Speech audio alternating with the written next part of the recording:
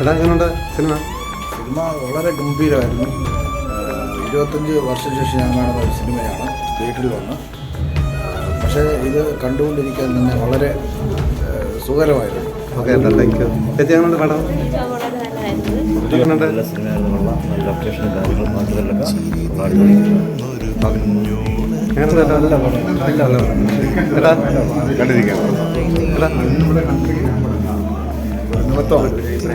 എങ്ങനെയുണ്ട് പടം? എങ്ങനെയുണ്ട്? എനിക്ക് വളരെ ഇഷ്ടപ്പെട്ടു. ഓക്കെ, പടം എങ്ങനെയുണ്ട്? എങ്ങനെയുണ്ട്? സൂപ്പർ ജെമിനി എങ്ങനെയുണ്ട് അമ്മേ പടം? സൂപ്പർ സൂപ്പർ ജെമിനി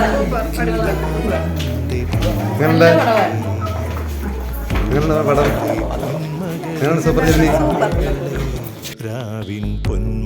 ഒരു സാമൂഹ്യമായ ഒരു മെസ്സേജ് കൊടുക്കുന്നതാണ്. മയക്കുമരുന്നിനും മദ്യത്തിനും ഒക്കെ എതിരെ മെസ്സേജ് കൊടുക്കുന്ന ചിത്രം.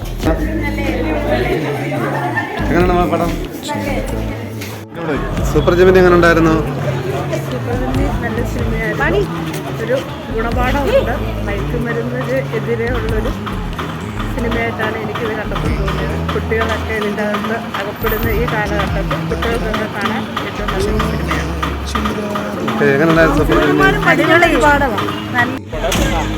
ഒരു ഗംഭീര വിജയം എന്നാണ് എൻ്റെ ഒരു പേഴ്സണൽ അഭിപ്രായം. കാര്യം ഒരു വലിയ ഫ്രെയിമിലില്ലാതെ വലിയ നടന്മാരൊന്നും ഇല്ലാതെ പടത്തിൻ്റെ വിജയം അനിവാര്യമാക്കിയതിൽ ഇതിനകത്തെ അണിയറ കഥാപാത്രങ്ങളും അല്ലെങ്കിൽ ഇതിൻ്റെ സാങ്കേതിക വിദഗ്ധരും അവരുടെ ലിമിറ്റേഷനകത്ത് വെച്ചിട്ട് നല്ലൊരു വർക്കാണ് ചെയ്തിരിക്കുന്നത്.